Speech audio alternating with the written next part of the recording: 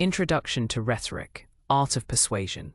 Rhetoric, at its core, is the art of effective or persuasive speaking or writing, especially the use of figures of speech and other compositional techniques. It is not merely about eloquent language, but about understanding how language works to influence thought and action. This ancient discipline has been central to education and public life for millennia, shaping discourse in politics, law, and philosophy. Mastering rhetoric equips individuals with the ability to articulate ideas clearly, argue convincingly, and inspire audiences. It involves a deep understanding of human psychology, logical reasoning, and linguistic artistry. Effective rhetoric aims to achieve a specific purpose, whether to inform, persuade, or entertain. It is a powerful tool for civic engagement and personal expression. The study of rhetoric extends beyond mere stylistic flourishes. It encompasses the entire process of communication, from invention to delivery.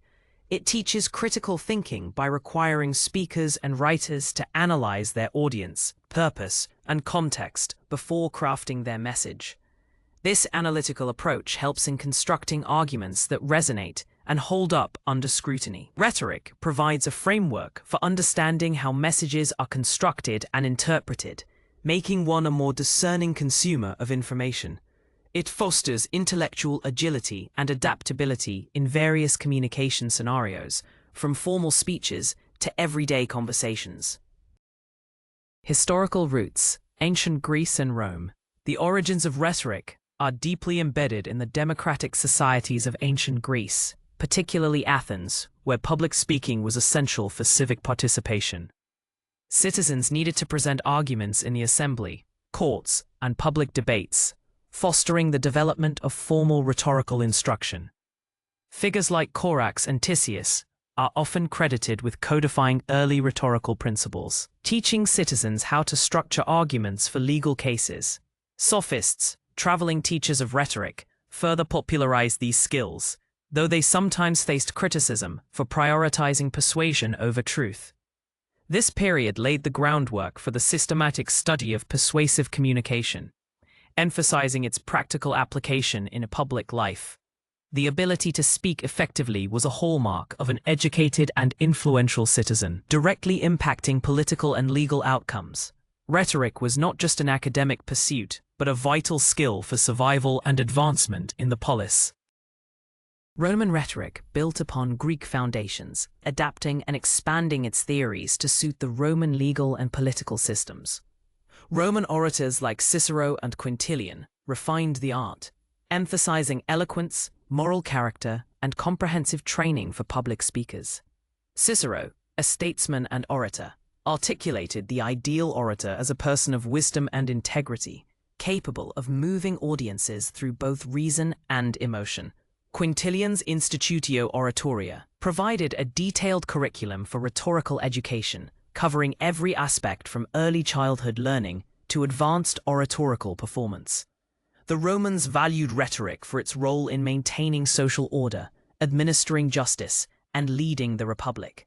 Their contributions solidified rhetoric as a cornerstone of Western education, influencing legal systems, political discourse, and literary traditions for centuries.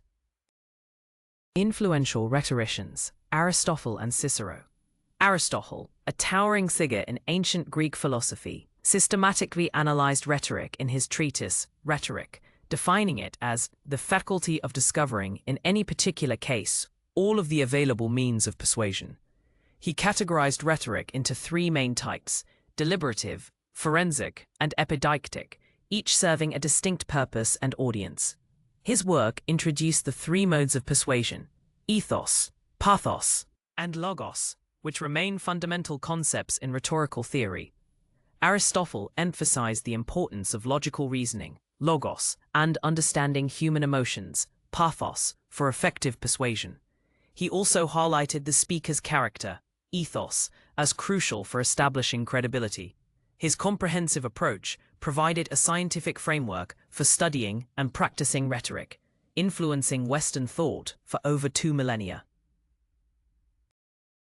Marcus Tullius Cicero, the preeminent Roman orator and statesman, significantly advanced rhetorical theory and practice. He believed that an ideal orator must possess not only exceptional speaking skills, but also broad knowledge, moral character, and a deep understanding of human nature. Cicero's works, such as De Oratore and Orator, detail the 5 canons of rhetoric: invention, arrangement, style, memory, and delivery, providing a holistic approach to oratorical training. He famously asserted that the purpose of rhetoric was to teach, to delight, and to move, docere, delectare, movere. Cicero's eloquent speeches and theoretical writings served as models for generations of rhetoricians, embodying the Roman ideal of the eloquent and virtuous citizen who uses rhetoric for the good of the Republic. His legacy underscores the fusion of intellectual rigor, moral integrity, and persuasive power.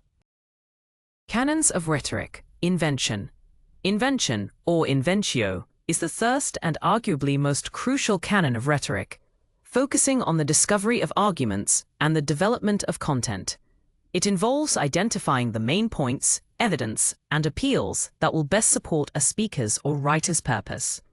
This stage requires thorough research, critical thinking, and brainstorming to uncover all available means of persuasion relevant to the topic. Effective invention considers the audience's beliefs, values, and existing knowledge, ensuring that the chosen arguments will resonate with them.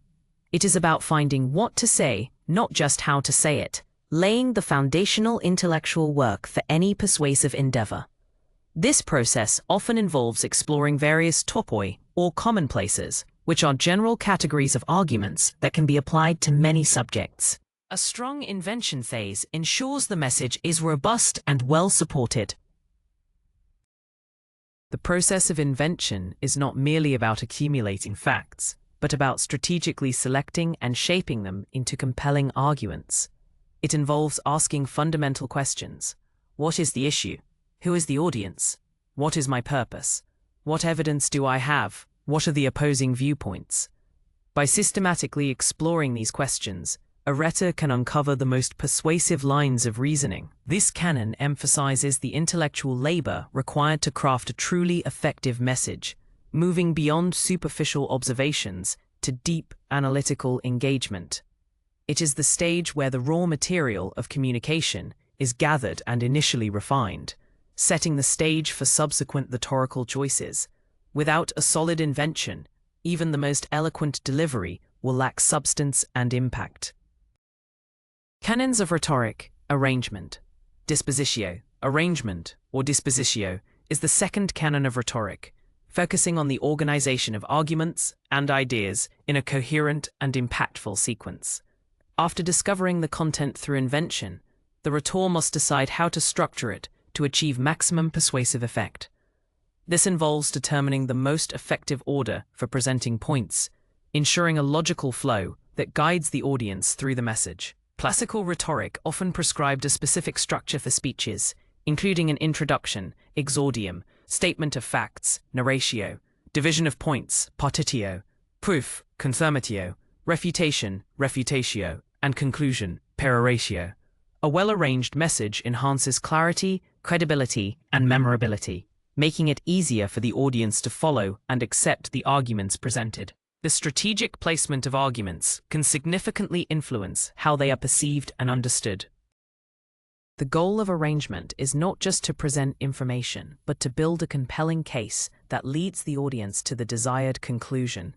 This requires careful consideration of psychological principles, such as primacy and recency effects, which suggest that information presented first and last is often remembered best. A rhetor might choose to begin with a strong emotional appeal, then transition to logical proofs, and conclude with a call to action. Alternatively, a more complex argument might require a gradual build-up of evidence before revealing the main claim. The arrangement must be flexible, adapting to the specific context, audience, and purpose of the communication. Ultimately, effective arrangement transforms a collection of ideas into a structured, persuasive narrative that resonates with its listeners or readers. Canons of rhetoric. Style, elocutio. Style, or elocutio, is the third canon of rhetoric, focusing on the choice of words and figures of speech to make the message clear, vivid, and appropriate to the audience and occasion. After determining what to say, invention, and how to organize it, arrangement, the rhetor must decide how to express it most effectively. This involves selecting vocabulary, sentence structure, and rhetorical devices that enhance the message's impact and aesthetic appeal. Classical rhetoricians identified various levels of style, from plain to grand, each suited for different purposes.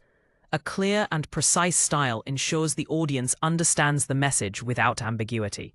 An ornate or vivid style can captivate attention and evoke strong emotions, making the message more memorable and engaging. The careful crafting of language is paramount to persuasive communication.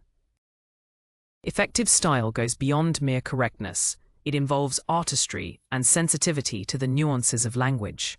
Figures of speech, such as metaphors, similes, alliteration, and antithesis, add depth, imagery, and rhythm to prose, making it more compelling.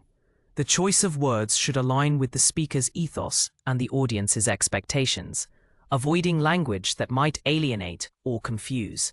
A rhetor must also consider the rhythm and cadence of their sentences, especially in spoken discourse, to create a pleasing and impactful delivery.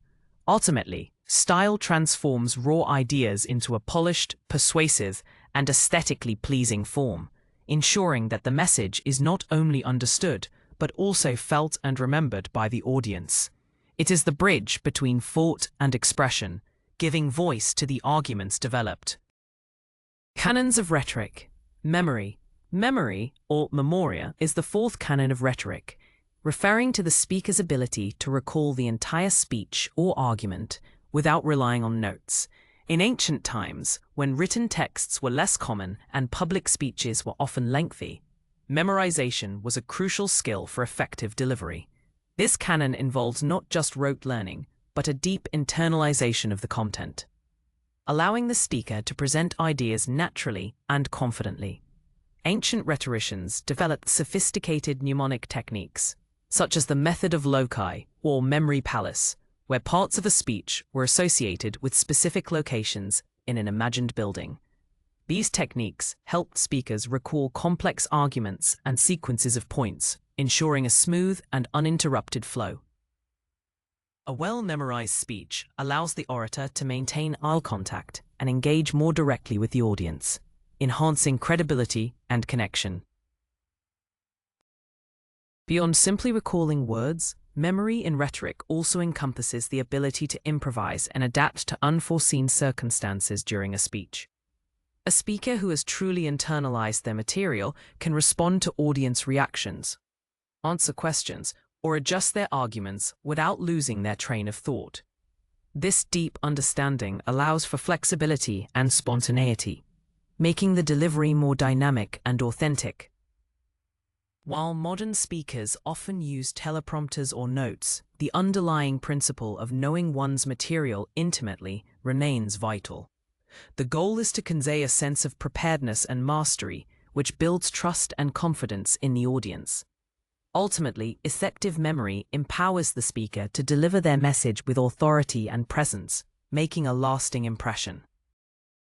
Canons of rhetoric. Delivery. Pronunciatio. Delivery, or pronunciatio, is the fifth and final canon of rhetoric, focusing on the physical and vocal presentation of the speech. This canon encompasses how the speaker uses their voice, body language, gestures, and facial expressions to convey their message effectively. In ancient rhetoric, delivery was considered paramount, as even the most brilliantly invented, arranged, and styled speech could fail without compelling presentation. Vocal elements include pitch, tone, volume, pace, and articulation, all of which can be manipulated to emphasize points and evoke emotions.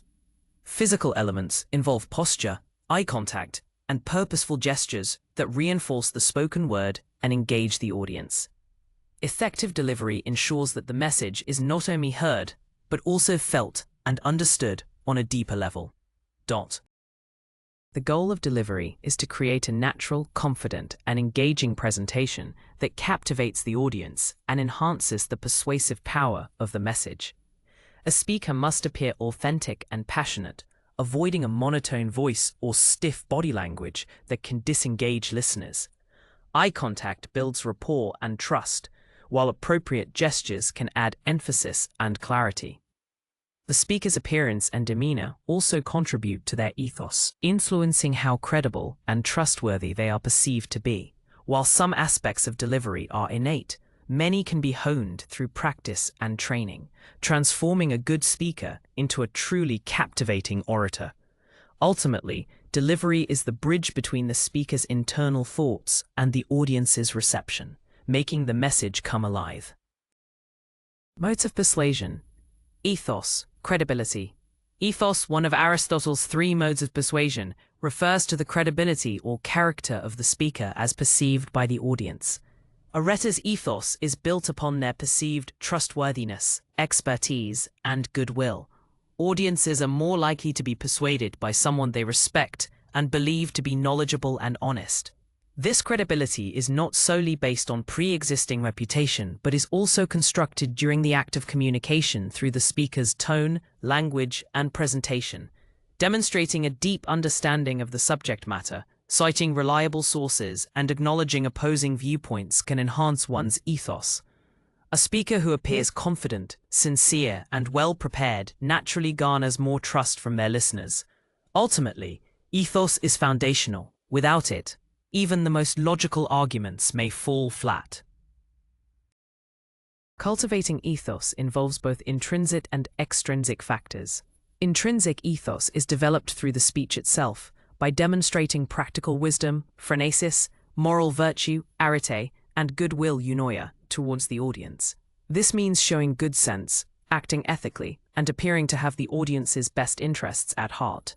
Extrinsic ethos, on the other hand, comes from the speaker's existing reputation, background, or credentials. While a strong reputation can provide an initial advantage, it is the speaker's performance during the communication that truly solidifies or undermines their credibility. Maintaining consistency between words and actions is vital for sustaining a strong ethos. A speaker who embodies these qualities becomes a more powerful and effective persuader, capable of influencing opinions and actions through their perceived character. Modes of persuasion. Pathos, emotion. Pathos, another of Aristotle's modes of persuasion, involves appealing to the audience's emotions to evoke a desired response. While often viewed with suspicion, emotional appeals are a powerful and legitimate tool in rhetoric when used ethically and appropriately. Emotions can motivate action, create empathy, and forge a deeper connection between the speaker and the audience. A rhetor might use vivid imagery, compelling narratives, or evocative language to stir feelings such as joy, sorrow, anger, fear, or hope. Understanding the emotional landscape of the audience is crucial for effectively employing pathos, as different emotions resonate differently with various groups. The goal is not to manipulate, but to align the emotional state of the audience with the speaker's purpose, making them more receptive to the message. Pathos helps to make abstract ideas concrete and relatable, transforming intellectual understanding into felt experience. Effective use of pathos requires sensitivity and a nuanced understanding of human psychology. Overly dramatic or insincere emotional appeals can backfire, leading the audience to perceive the speaker as manipulative or untrustworthy. Instead, pathos should complement logos and ethos, providing the emotional resonance that makes logical arguments more impactful and credible appeals more human. For instance, a speaker advocating for social justice might share a personal story of hardship to evoke empathy, or a political leader might appeal to national pride to rally support. The judicious application of pathos can transform a dry presentation into a moving experience, inspiring audiences to not only understand, but also care deeply about the message. It is the art of touching the heart to open the mind. Modes of persuasion. Logos, logic. Logos, the third of Aristotle's modes of persuasion, refers to the appeal to logic and reason.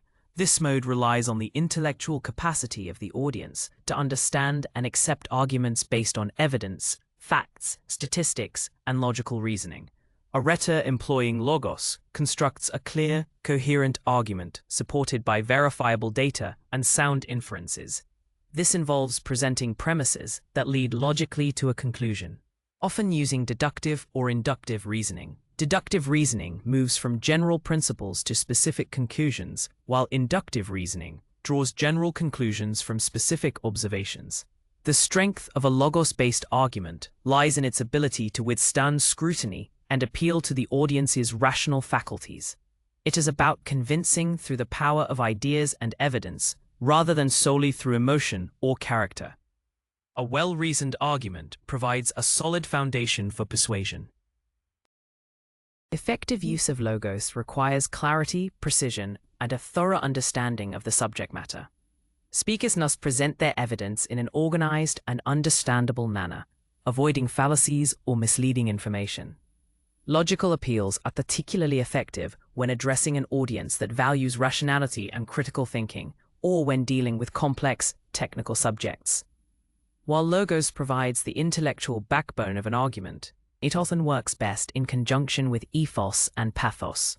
A logical argument delivered by a credible speaker and infused with appropriate emotional resonance is far more persuasive than one relying solely on facts. The balance between these three appeals is key to comprehensive rhetorical success.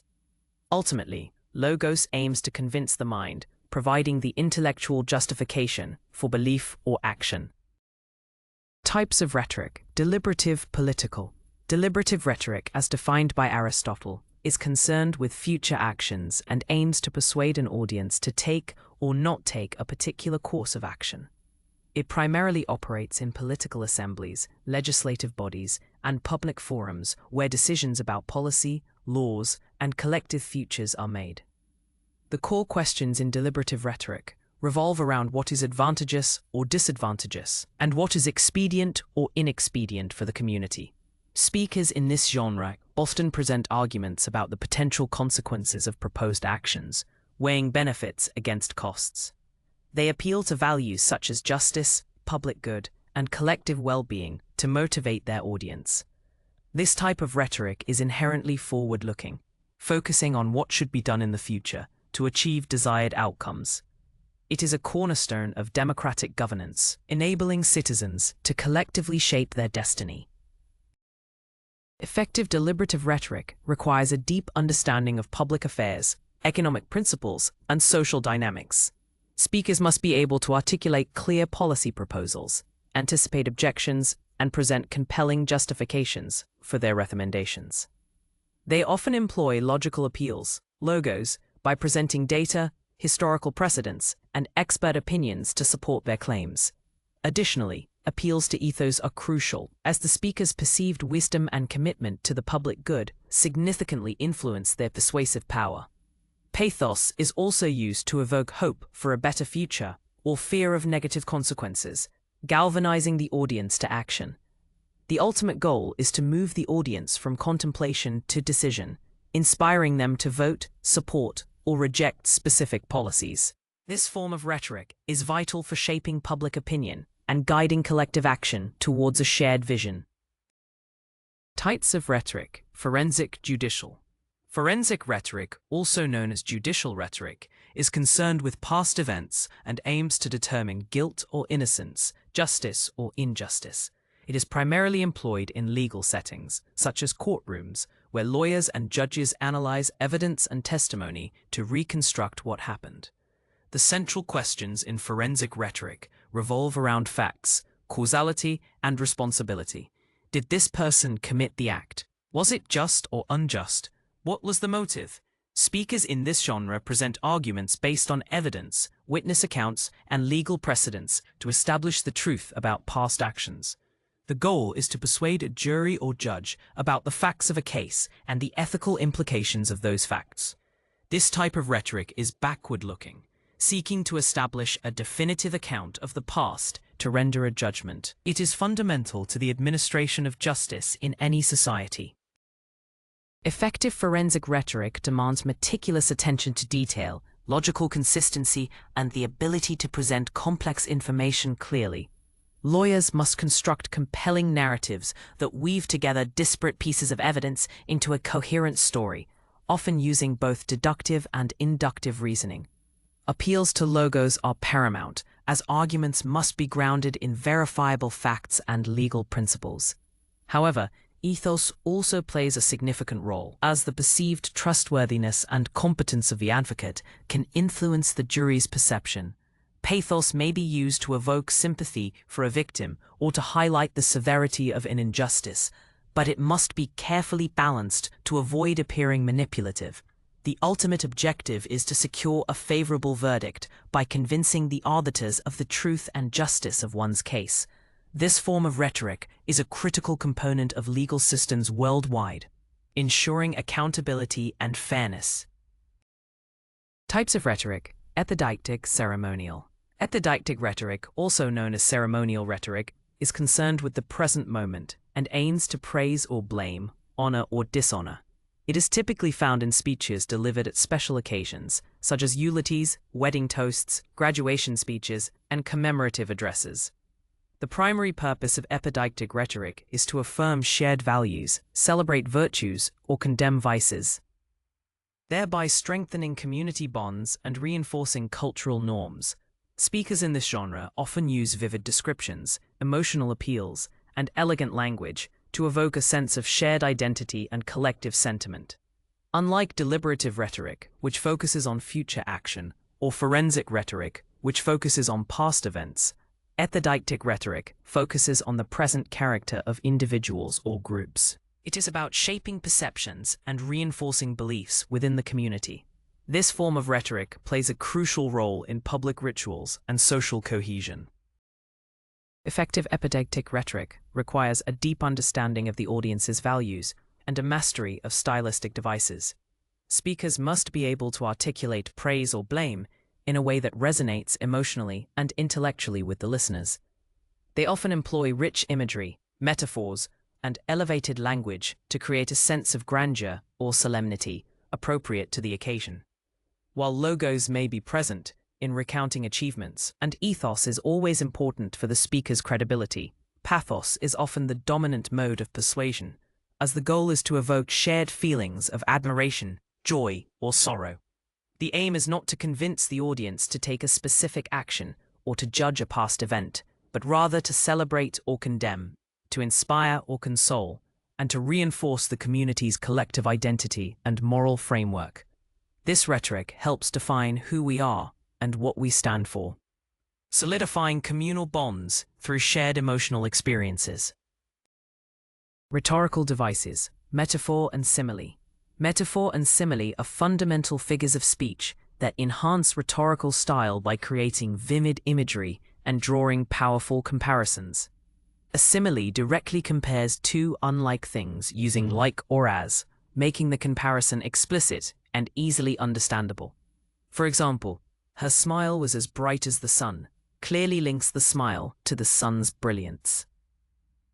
Similes help to clarify complex ideas by relating them to something familiar, making the message more accessible and memorable.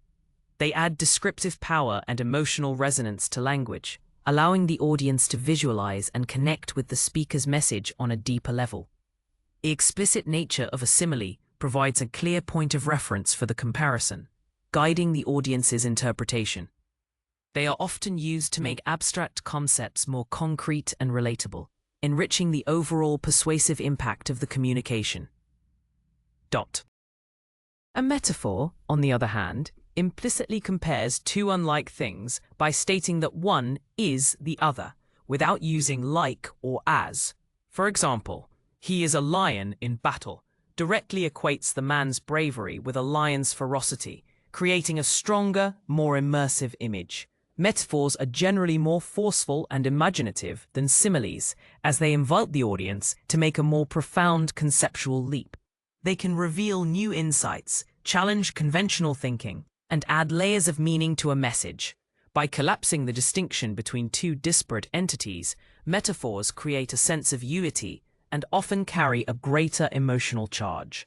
Both devices are indispensable tools for rhetoricians, allowing them to paint pictures with words, evoke strong feelings, and make their arguments more compelling and memorable. They transform ordinary language into a vehicle for extraordinary expression, captivating the audience's imagination. Rhetorical devices, sound and rhythm. Alliteration and assonance are rhetorical devices that utilize the repetition of sounds to create rhythm, emphasize words, and enhance the musicality of language. Alliteration involves the repetition of initial consonant sounds in words that are close together, such as Peter Piper picked a peck of pickled peppers. This repetition creates a pleasing auditory effect, making phrases more memorable and impactful. It can draw attention to specific words or ideas, adding a subtle emphasis that reinforces the message. Alliteration is often used in poetry, advertising slogans, and political speeches to make language more engaging and aesthetically appealing. The rhythmic quality it imparts can also contribute to the overall flow and cadence of a sentence, making it more enjoyable to hear or read. It is a powerful tool for adding texture and depth to verbal communication, subtly influencing the audience's perception. Assonance, conversely, is the repetition of vowel sounds within words that are close together, without necessarily repeating the initial consonant. An example is, the rain in Spain falls mainly on the plain, where the long A sound is repeated. Like alliteration, assonance contributes to the musicality and rhythm of language, creating a sense of internal rhyme or harmony. It can evoke particular moods or feelings, drawing the listener's attention to the interconnectedness of ideas through sound.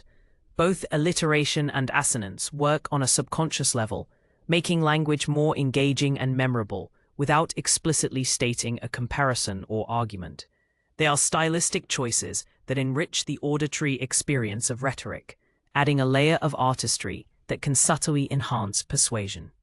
These devices demonstrate how the very sound of words can contribute to their persuasive power, making a message more compelling and aesthetically pleasing. Rhetorical devices, repetition for emphasis. Anaphora and epistrophe are powerful rhetorical devices that employ repetition to create emphasis, rhythm, and emotional impact. Anaphora involves the repetition of a word or phrase at the beginning of successive clauses or sentences. A classic example is Martin Luther King Jr.'s "I Have a Dream" speech, where the phrase "I have a dream" is repeated to build intensity and underscore the central theme. This repetition creates a strong sense of rhythm and urgency, making the message more memorable and emotionally resonant. Anaphora can be used to highlight a particular idea, create a cumulative effect, or establish a powerful, unifying cadence. It is a highly effective tool for rallying support, inspiring action, and embedding key messages deeply in the audience's mind.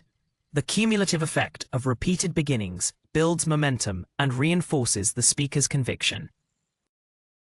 Epistrophe, conversely, is the repetition of a word or phrase at the end of successive clauses or sentences.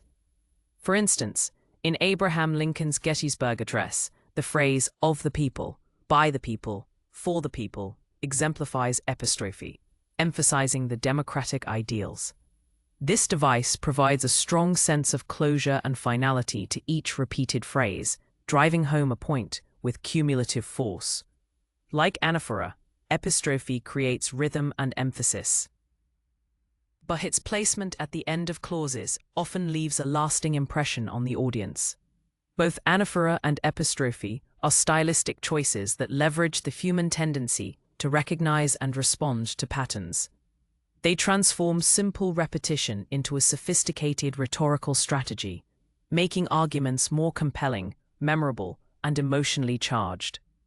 These devices are essential for speakers who wish to leave an indelible mark on their audience, ensuring their core message resonates long after the words are spoken. Rhetorical devices, contrast and balance. Antithesis and parallelism are rhetorical devices that create impact through contrast and balance in sentence structure.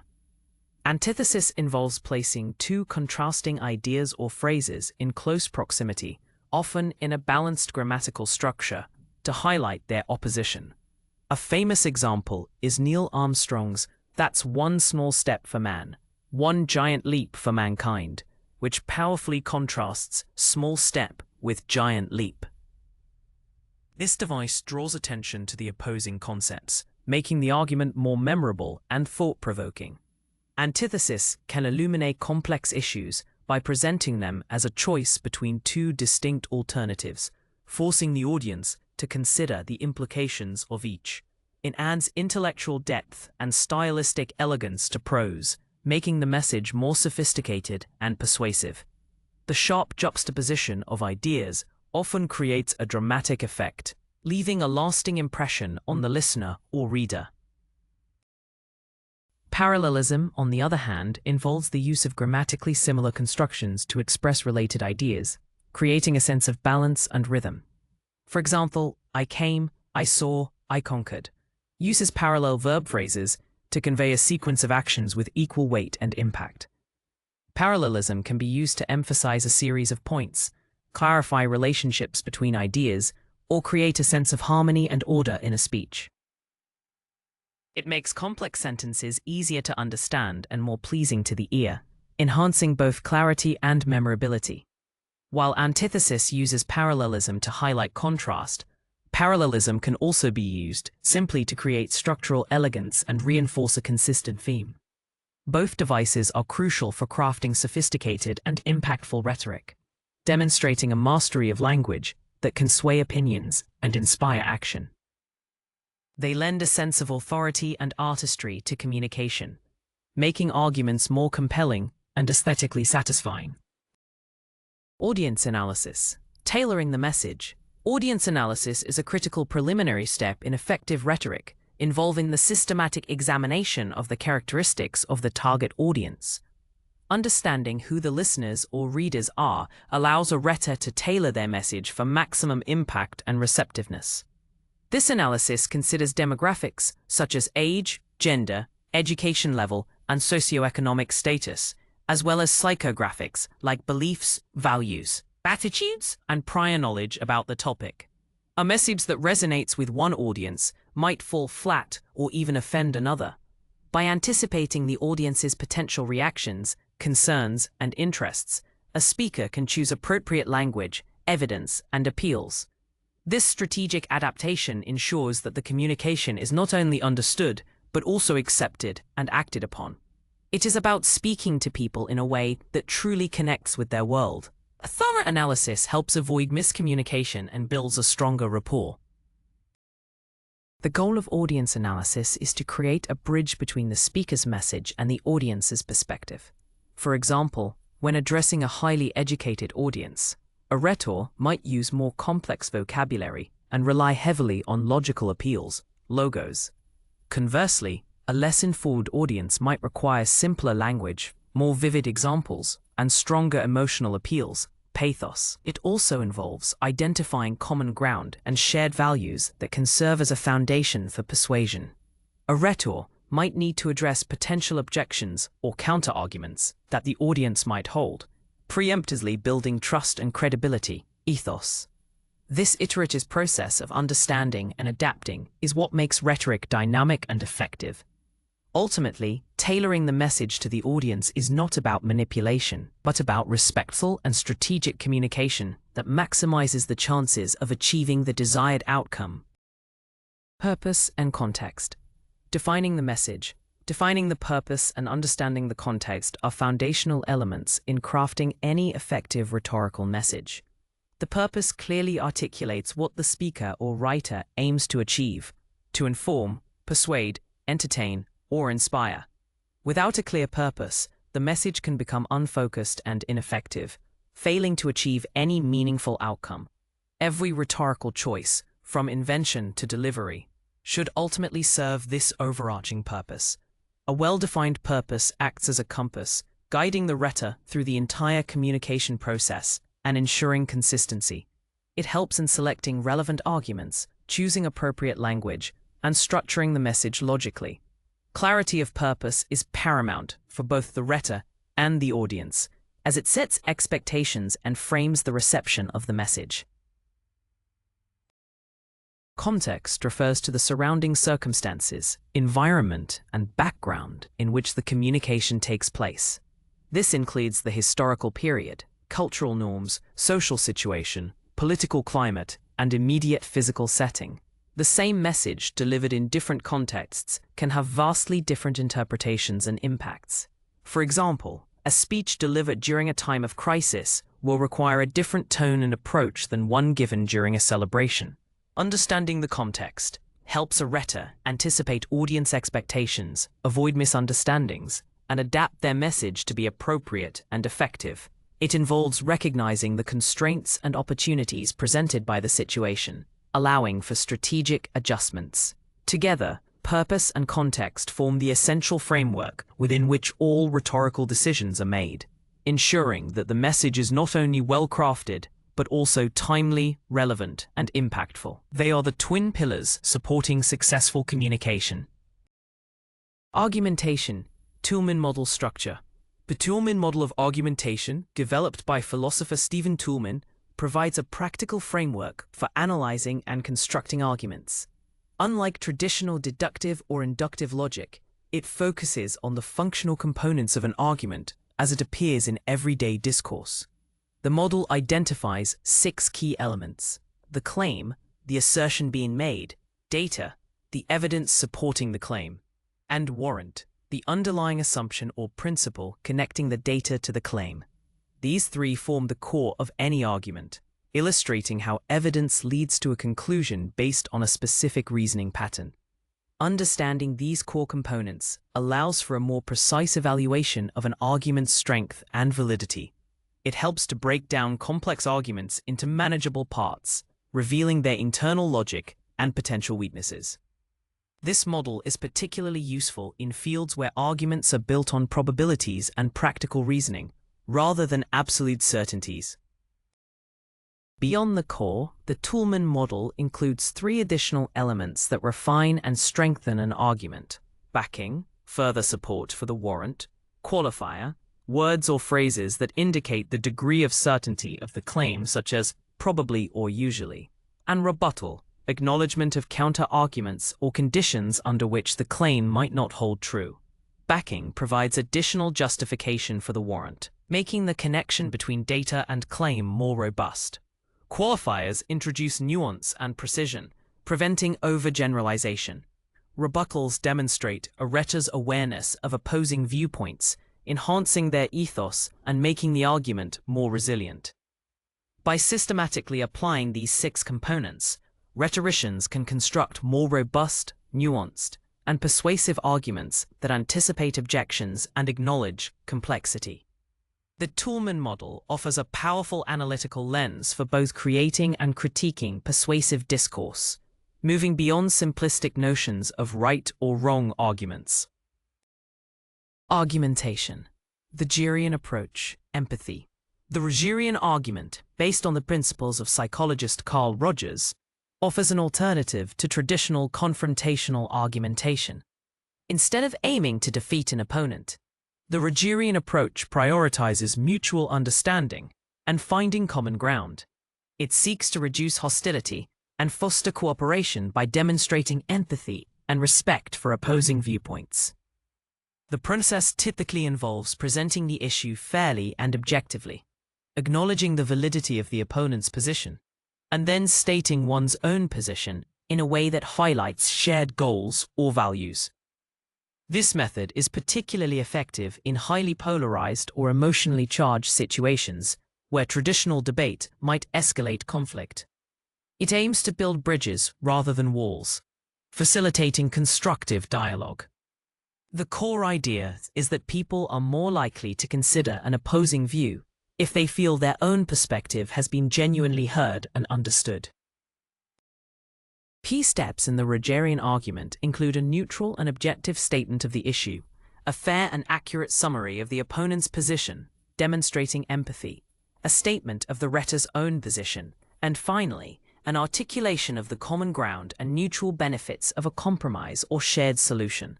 This approach requires a high degree of intellectual humility and a willingness to genuinely listen and understand. By showing respect for differing perspectives, the rhetor builds trust and opens the door for productive negotiation and problem-solving. It moves beyond simply proving one's point to finding a resolution that addresses the concerns of all parties. The Rogerian argument is a powerful tool for fostering consensus and reconciliation, demonstrating that effective persuasion can arise from understanding and collaboration, rather than adversarial conflict. It transforms debate into dialogue, promoting deeper connection and lasting solutions. Public speaking, voice, tone, and gesture. Effective public speaking relies heavily on the skillful use of voice, tone, and gesture to convey a message with impact and clarity. The voice is a primary instrument of persuasion, and its various qualities, pitch, volume, pace, and articulation, can significantly influence how an audience perceives the speaker and their message. Varying pitch can add emphasis and prevent monotony, while adjusting volume ensures the message is heard without shouting or whispering. A controlled pace allows the audience to process information, and clear articulation ensures every word is understood. Mastering these vocal elements enables a speaker to project confidence, sincerity, and passion, making their delivery more engaging and persuasive. It is about using the voice as a dynamic tool to enhance meaning and emotional resonance, transforming spoken words into a powerful experience. Beyond vocal qualities, body language and gestures are crucial nonverbal components of effective public speaking. Appropriate gestures can reinforce verbal points, add emphasis, and convey enthusiasm or conviction. They should appear natural and purposeful, avoiding distracting fidgeting or overly dramatic movements. Eye contact is equally vital, establishing rapport and trust with the audience, making each listener feel personally addressed. Posture also communicates confidence and authority. An open, relaxed stance invites engagement, while a stiff or closed posture can create distance. Together, voice, tone, and gesture create a holistic presentation that enhances the speaker's ethos, reinforces their message, and captivates the audience. These elements are not mere embellishments, but integral parts of persuasive communication, transforming a speaker into a compelling orator who can truly move and inspire. Public speaking, audience engagement. Engaging the audience is paramount for effective public speaking, transforming a monologue into a dynamic interaction. A truly engaging speaker actively seeks to connect with listeners, making them feel involved and invested in the message. This can be achieved through various techniques, such as asking rhetorical questions, inviting audience participation where appropriate, or using storytelling to create relatable experiences. Maintaining consistent eye contact with different sections of the audience fosters a sense of personal connection and ensures that listeners feel acknowledged. An engaged audience is more attentive, receptive, and likely to remember and act upon the speaker's message. It moves beyond simply delivering information to creating a shared experience where ideas are exchanged and understood. The speaker's energy and enthusiasm are contagious, drawing the audience into the narrative. Beyond direct interaction, audience engagement also involves adapting to real-time feedback and maintaining a dynamic presence. A skilled speaker observes audience reactions, nods, smiles, confused looks, or restlessness, and adjusts their pace, tone, or explanation accordingly. Incorporating humor, relevant anecdotes, or surprising facts can also captivate attention and break monotony. Storytelling, in particular, is a powerful tool for engagement, as narratives are inherently compelling and help audiences connect emotionally with the content. The goal is to create an experience where the audience feels valued, understood, and inspired. By fostering a sense of dialogue and shared journey, speakers can build a strong rapport, enhance their credibility, and significantly increase the persuasive impact of their message. Ultimately, effective audience engagement transforms passive listening into active participation, leading to deeper understanding and lasting influence. Ethics in rhetoric, responsible persuasion. Ethics in rhetoric concerns the moral responsibilities and considerations that guide persuasive communication. While rhetoric is a powerful tool for influence, it can be used for both noble and manipulative purposes. Responsible persuasion prioritizes truthfulness, transparency, and respect for the audience's autonomy. It involves presenting arguments fairly, acknowledging limitations, and avoiding fallacies or deceptive tactics. An ethical rhetor seeks to inform and empower the audience to make their own reasoned decisions, rather than coercing or tricking them. This commitment to ethical communication builds long-term trust and enhances the speaker's ethos. It recognizes that the power of words carries a significant moral weight, impacting individuals and society. The pursuit of persuasion should always be balanced with a commitment to integrity and the well-being of the community. Ethical rhetoric fosters a healthy public discourse where ideas are debated openly and honestly. Unethical rhetorical practices include intentional deception, distortion of facts, ad hominem attacks, fear-mongering, and exploiting audience vulnerabilities. These tactics undermine rational discourse and can lead to harmful outcomes, eroding trust in public institutions and communication itself. Conversely, ethical rhetoric upholds principles such as intellectual honesty, respect for diverse viewpoints, and a commitment to the common good. It encourages critical thinking and informed decision-making, rather than blind acceptance. The ethical dimension of rhetoric is particularly crucial in democratic societies where informed public opinion is essential for effective governance. By adhering to ethical standards, rhetoricians can contribute positively to public discourse, fostering understanding, cooperation, and social progress. It is a continuous commitment to using the art of persuasion for constructive and morally sound purposes, ensuring that influence is wielded responsibly and for the benefit of all. Modern rhetoric, digital age influence. In the digital age, rhetoric has evolved dramatically, adapting to new platforms and communication technologies while retaining its core principles. Social media, blogs, podcasts, and online videos have become powerful arenas for persuasive discourse, allowing messages to spread globally at unprecedented speeds. This democratization of communication means that anyone can be a rhetor, influencing public opinion and shaping narratives. However, it also presents new challenges, such as the proliferation of misinformation, echo chambers, and the need for digital literacy. Modern rhetoricians must understand how algorithms, viral content, and online communities impact message reception. The speed and reach of digital platforms demand concise, impactful, and visually engaging communication. The fundamental goal of persuasion remains, but the tools and contexts have transformed significantly, requiring new strategies for effective engagement. The influence of rhetoric in the digital age extends to every aspect of modern life, from political campaigns and advertising to personal branding and social activism. Political discourse is increasingly shaped by viral memes and short, impactful statements designed for immediate consumption. Advertising leverages sophisticated data analytics to tailor persuasive messages to individual consumers, often blurring the lines between information and influence. Social movements utilize digital platforms to mobilize support and amplify their voices, demonstrating the power of collective rhetoric. Understanding the dynamics of digital rhetoric is crucial for navigating this complex information landscape, both as a communicator and as a critical consumer of messages.